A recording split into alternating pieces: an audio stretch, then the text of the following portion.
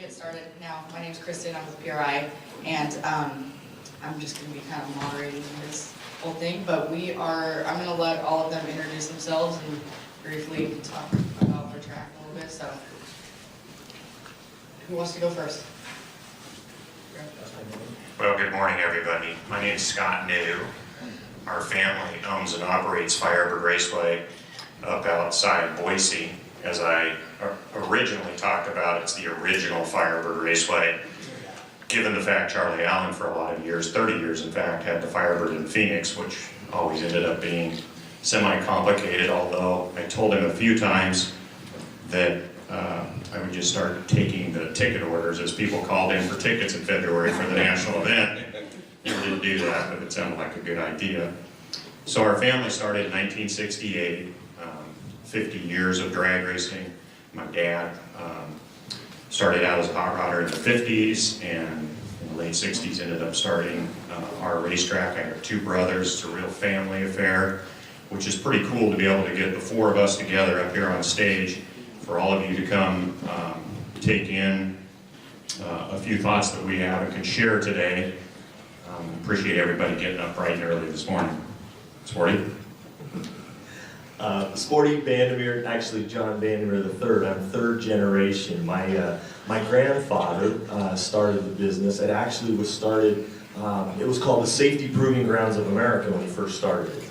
As a manufacturer and kind of a pioneer in the high-performance industry, he really wanted a place where manufacturers could come and they could test products on their on the racetrack, as well as really he had a huge love for kids.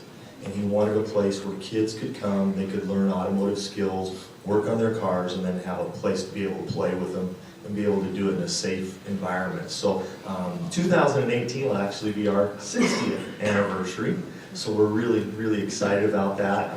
I have the privilege of working with a lot of my family. Both of my sisters are involved in the business. My brother-in-law Larry, who's here today, he is a huge part of our business. Larry handles all of our facilities and all the track prep equipment that you see running around the country. He's really the guy. So we do a lot of different things. We love what we do. We can honestly say we enjoy getting up every morning and being part of the crazy rat race that the sport is all about. But we enjoy it, love it, and right now we typically run about 130 to 140 events during our season. So we are seasonal, so we try to cram as much as we possibly can into that window.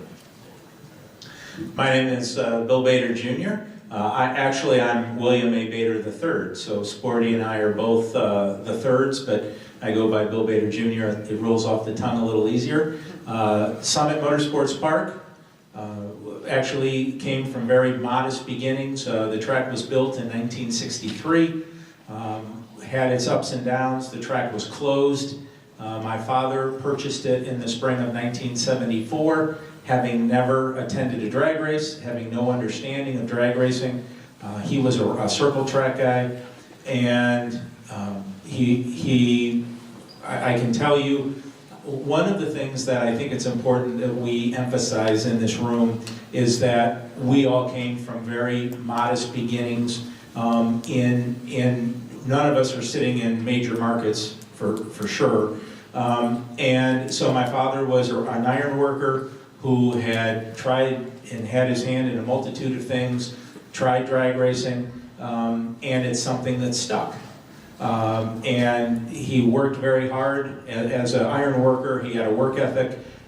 He is the textbook workaholic, and he just actively reinvested every dollar that we made into the racetrack. And in 1981, we were fortunate enough to host our first national event, the IHRA World Nationals.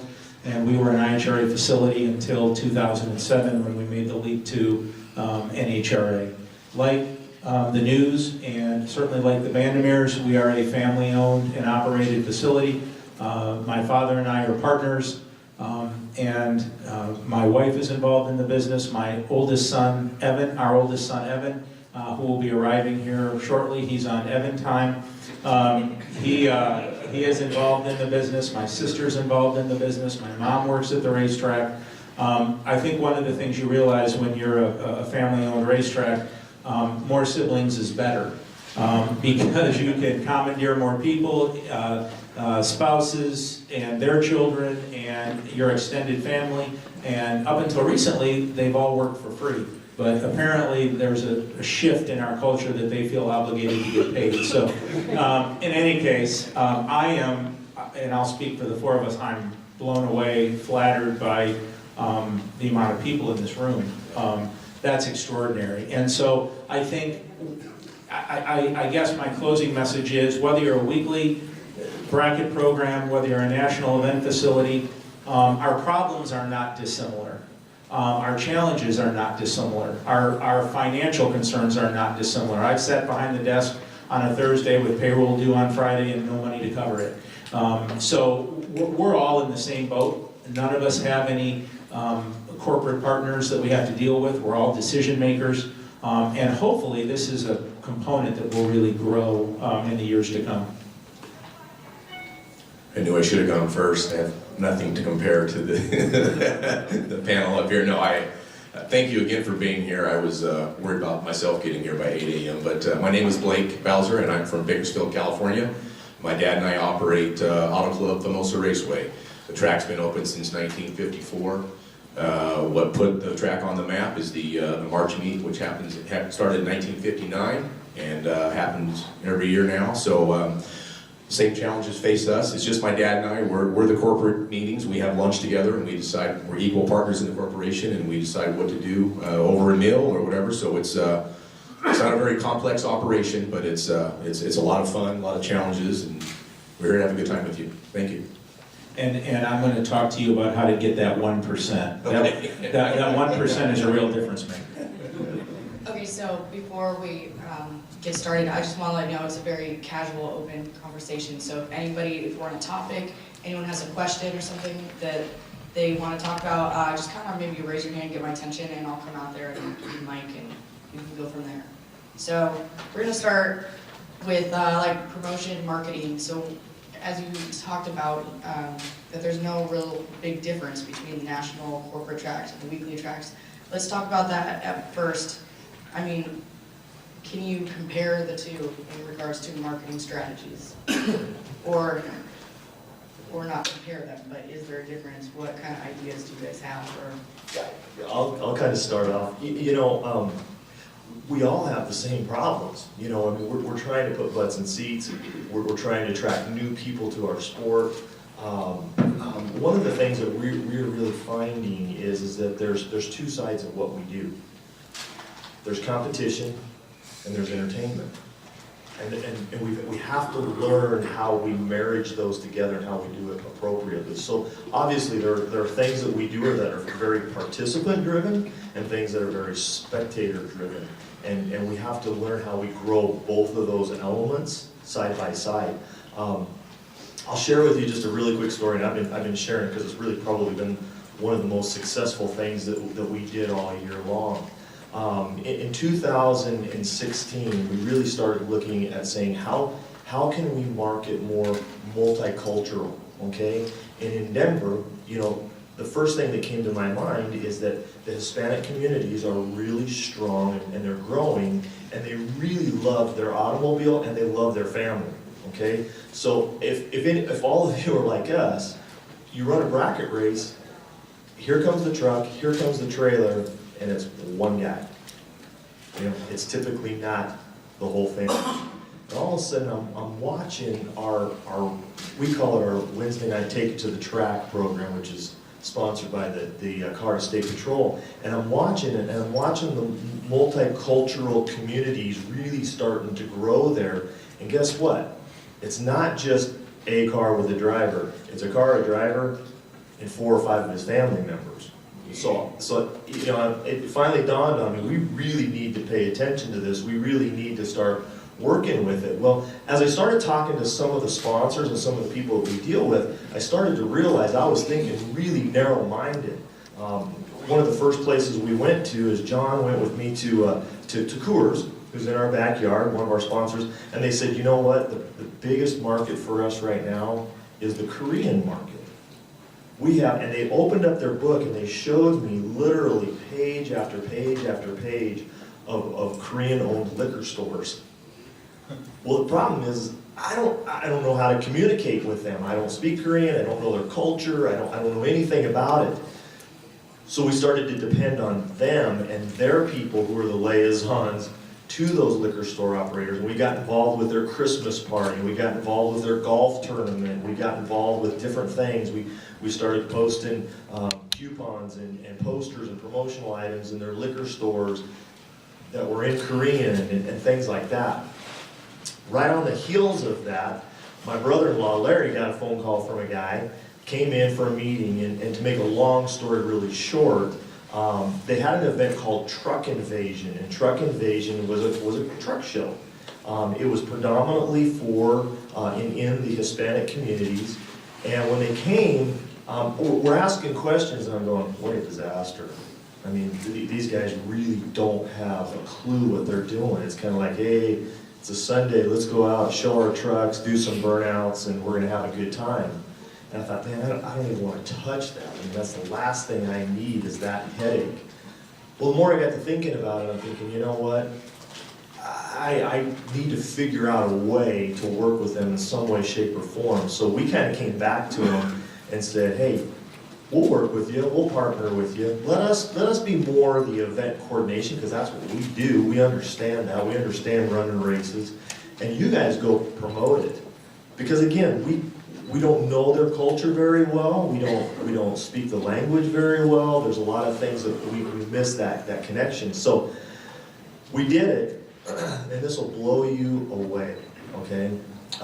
Typically, a specialty event, we would charge $15 to $18 for a spectator, and a participant would be $30, $35, maybe on the high end, $40.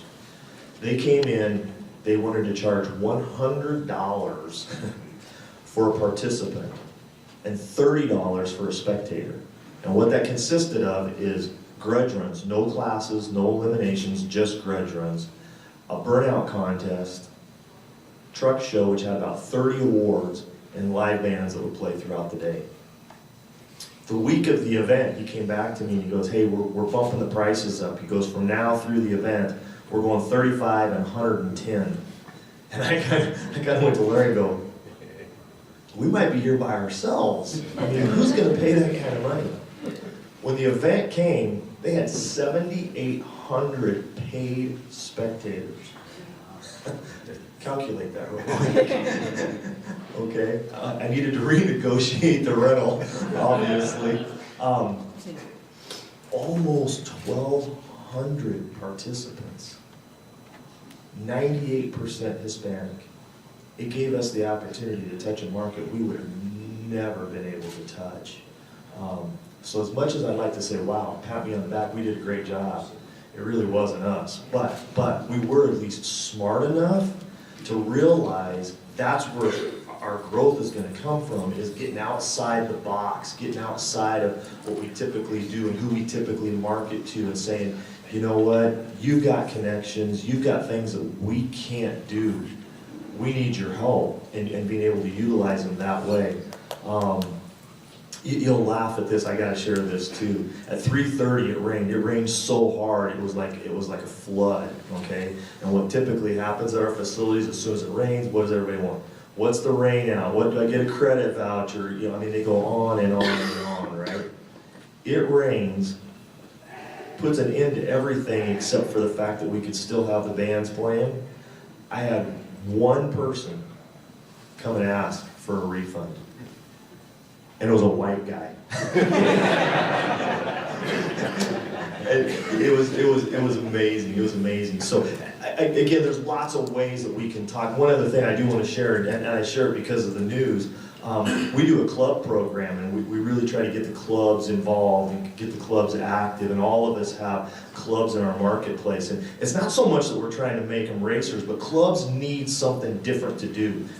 They need something other than a car show and to just sit with their cars on the grass. And they have cars, they like to run them. So we started my father started a Club Clash program. We do it 7 times on Friday nights throughout the season.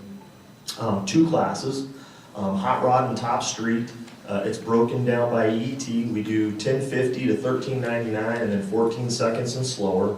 Has to have street tires, has to have mufflers, and there's competition, obviously as individuals, but then also team against team or club against club.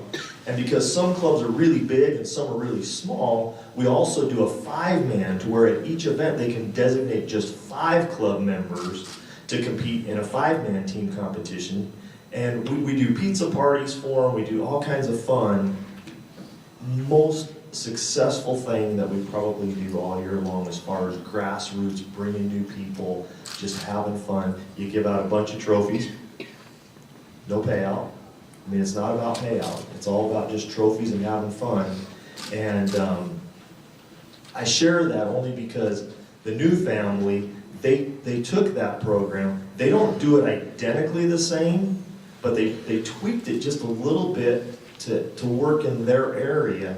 And I think it's been very successful. So I bring that up because of the fact that many times I love coming to different facilities and just picking up little things that you all do that then we can take back home and go, I may not be able to duplicate it exactly, but wow, it's a great idea to get my mind going to start and picking up pieces of how I can piece things together. So in most cases, they're not really our ideas. They're actually ideas we stole from you and just twisted it around a little bit to help us. I think it's important to understand that regardless of location, regardless of market size, there are opportunities that exist. We sit in Norwalk, Ohio, population 10,000. We sit in Huron County, population 55,000. Now, you go out 60 miles, and there's population improvement. You go out 100 miles, 150 miles, 200 miles, 250 miles. 250 miles is what we call our ADI, our area of dominant influence. So what the balancing act that Sporty talked about is spot on, this idea between competition and entertainment. What built our racetrack, okay, is competition. I will never, ever, ever forget the 101 idea that bracket racing, the sportsman racer, built our facility. However, today, sportsman racing can in no way pay for our facility. You can't make a lot of money in bracket racing. It's the harsh reality of it. Now, when I say a lot of money, can you eke out 40 or 50 or 60 or 100 grand? Yeah, if you work really hard and you're skinny and you're lean and mean, you can eke out a living bracket racing. Or sportsman racing, be it small tire, outlaw, whatever, some type of form of racing. But if you want to really become a profitable facility, you need to use your racing program as a foundationary block to then build an entertainment package. And how you do that is it's not rocket science. I think, what my father did, he had a big map in his office and he drew a circle, a 20-mile radius around our zip code, okay?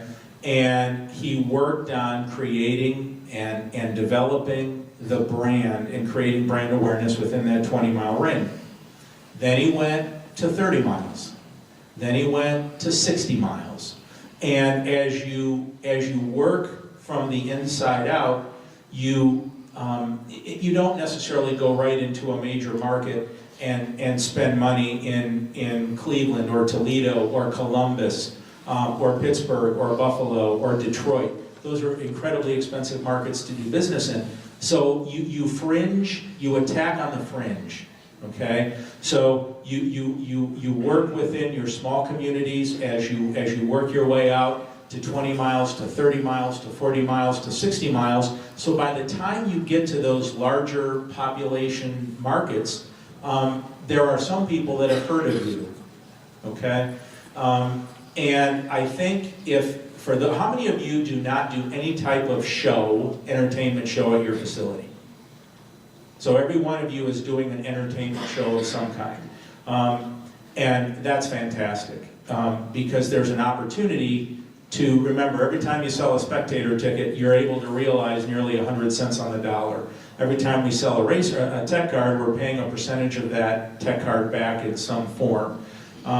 So I think a couple of the other trends, and then I'll let these other folks share with you their opinion. Racing in general, 20 years ago we saw racers that were hardcore. They would race somewhere on Wednesday night, somewhere on Friday, somewhere on Saturday, somewhere on Sunday. That has changed somewhat. Our racers have become a little bit more evolved, a little bit more sophisticated. They don't miss wedding anniversaries like they used to. They don't miss graduations like they used to. So I remember in the old days, we used to have 20 points races. Now we have 10. We have 10 points races a year. Okay? We try to do about 2 a month. Now we're seasonal, like everyone up here except this guy. We're all seasonal. I open the end of April and we run through Halloween. So we have a limited number of weeks to do our business. So we have 10 points races, about 2 a month, and then we try to create content the rest of the year to fill in. And that content that we create is really built with this idea of a profit motive. Okay? And I think there's a balancing act that needs to take place within each one of our businesses. We're all understaffed. You know, I look at a track like Bristol Motor Speedway. They have 75 full-time people. 75 full-time people for 2 races. 2 races, 2 weekends, 1 afternoon twice. One's a night race and one's a day race. We don't enjoy that type of staff or that depth of staff. For most of us, it's 1 or 2 people, maybe a person who answers the phone, maybe a person who's trying to sell sponsorship on a part-time basis. But there are lots of opportunities to develop an entertainment package that can really help drive the bottom line. And it may be a booked-in show, it may be a 72 and older street rod show, it may be a youth marketing event of some sort, it may be a brand event, a Ford show, a Chevy show, lots of different opportunities. I'll follow up on both of that. In the face of competition, in the face of who we're targeting for entertainment is changing, it's becoming younger, and they don't want to be out there. We used to open the gates at 6, 7 a.m. and be out there until who knows when, you know, all night long. Well, now we open the gates and I'll say the kids are, you know, like the trucking group, or I guarantee you that age was probably, what, 18, 20, 21, you know, millennials. They're out there for 4 or 5 hours and they're done, they're gone. So that creates a challenge for us, and in a lot of ways, all of us, how do we sell food to them? How do we maybe have them hang around long enough to buy a souvenir? So that's been a challenge for us, is figuring out how do I have events that are shorter in time frame, because that's really a strange occurrence going on in our world.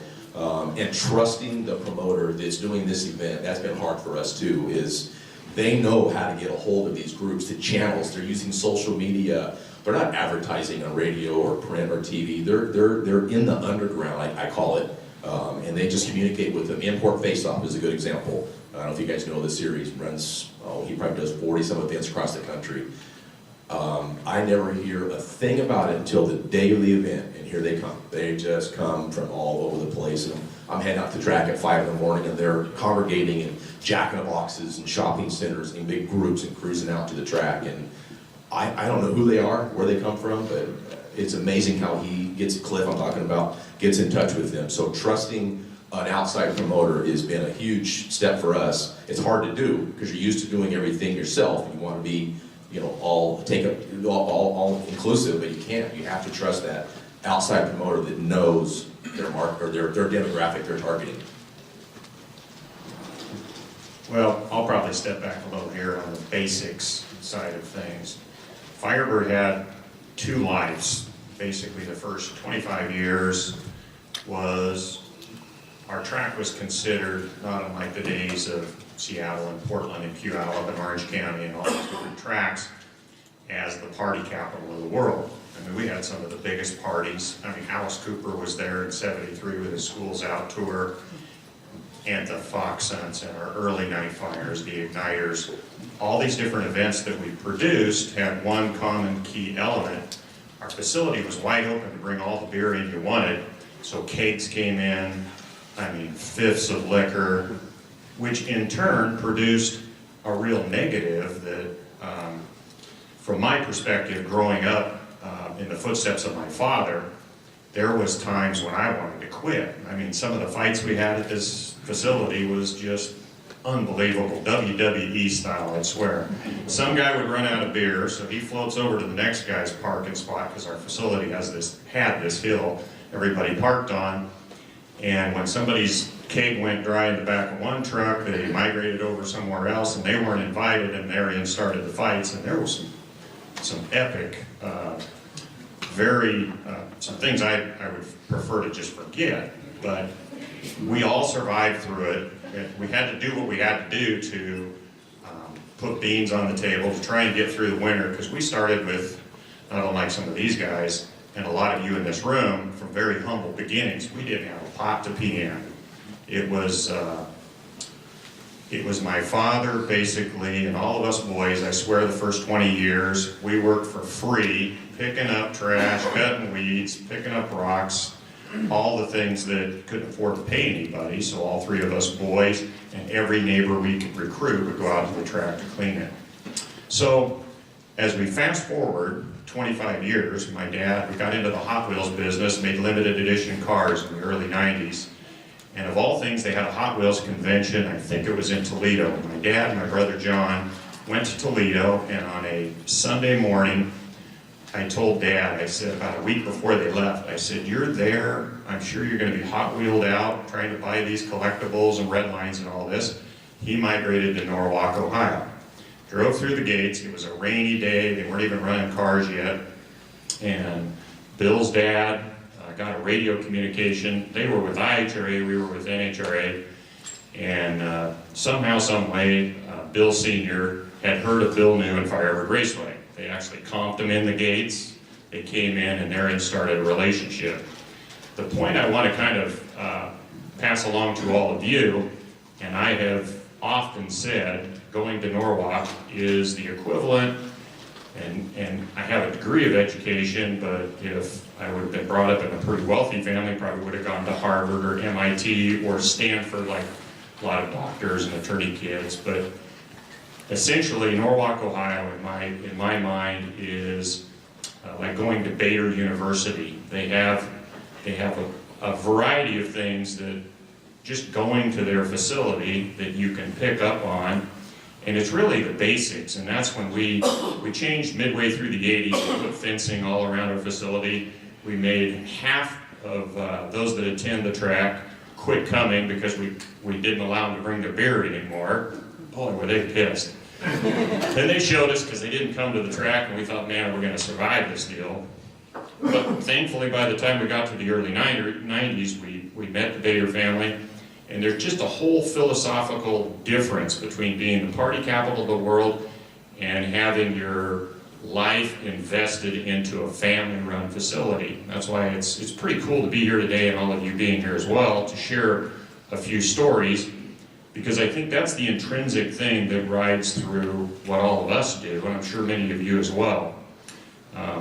Cleanliness is incredibly important. I had a grandfather I never met that was an inspector, food inspector in Arizona, and so it kind of passed down to all of us. And so when you come to Firebird, it is as spotless as we can make it. During the event, before the event, after the event, that's one common denominator that I would share with all of you, and hopefully you do the same, because I think it really speaks volumes to those that come to our events. Another thing is uniforms. These are all just basic things. I think there's only 2 tracks in the country that we require our staff and ourselves to wear white pants. I get so much heat from several members of our staff. How do we keep these pants clean? Well, it's been a motto of ours since we started, and at the same time having everybody in proper uniforms and whatnot. There's just lots of things that we've been able to capture from Norwalk. They're just a wealth of information, and I just want to say thanks to Bill for helping us in a variety of ways. I'm glad we were able to help pull you out of the bowels of evil. but I have to tell you, grease pole pillow fighting contests, all girl beer chugs. I, like you, am so thankful those days are over. You want to tell a story about the hood ornament races that you shared one time with me? No? Okay. We all have crazy things that if the insurance companies, I ran an event, a race called Hood Ornament Eliminator, where I knew you'd tell it. where it was a two-person team. One person drove, the other person rode on the hood, and I created. Try and picture that. Yeah, backwards, and so. I'm taking notes, not texting. Yeah, right. You're texting Safehold right now, and NHRA. We all the Wild West it's real, and but thank God we all evolved, and we have the partnerships. I mean, I would not have Summit as a facility sponsor. I would not have had that 30 years ago. So yeah, we've all evolved. You know, that's a very good point, Summit. We have Auto Club. Auto Club is Southern California, and so there is an image we have to, you know, uphold, and they expect us. We sign contracts. They expect certain behaviors out of us in the public, and you know, if anything should happen to me legally, which thank God it hasn't, it won't, but that could directly affect sponsorships. That's something we have to think about as well, is our behavior in the community and how we conduct ourselves and how we run our businesses. It's dependent, our sponsorship is dependent on how we do that. One of the things too, because I want there to be meat on this bone, so when you walk out of here, there's things to think about. There's no reason that everybody in this room, you don't need to have a national event or a divisional race to have a naming rights at your racetrack. If you, I'm going to use Galat, you folks are from Galat. I hear wonderful things about your facility. I hear wonderful things about the cleanliness of your facility, how your facility is run. I've never been to your facility. There's no reason you can't have a naming rights deal at your racetrack. The Norwalk, I hurt a lot of feelings when I sold the deal to Summit because Norwalk was such a strong brand, but I had bills. I mean, we borrowed $8 million in 2007, and I was making payments that kept me up at night. You know, we borrow all that money in 7, and in October of 8, the Great Recession takes place. Our bank gets absorbed by PNC. We had a rough couple of years, and so that money from Summit helped us get to where we are today. And now, you may have a brand, the Galat brand, or the Bandimere brand, or the Firebird brand, and you don't want to give that up. That was a tough pill, and my father and I mean, there were hurt feelings in the community, but we got through it, okay? We survived.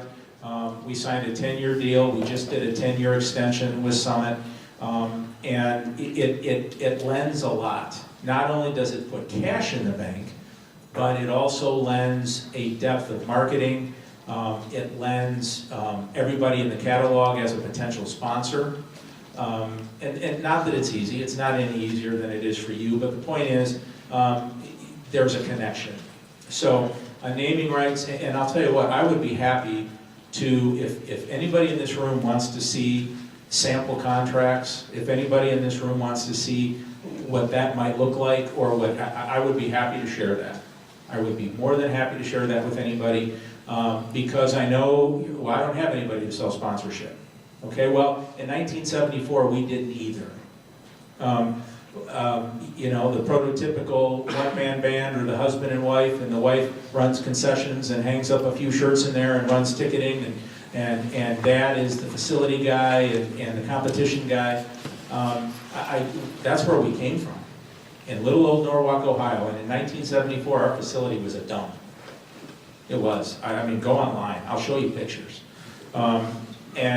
So I think in order for this to flourish long-term, this needs to be a how-to. And I would be happy to share some of that stuff with anybody in this room to help with that.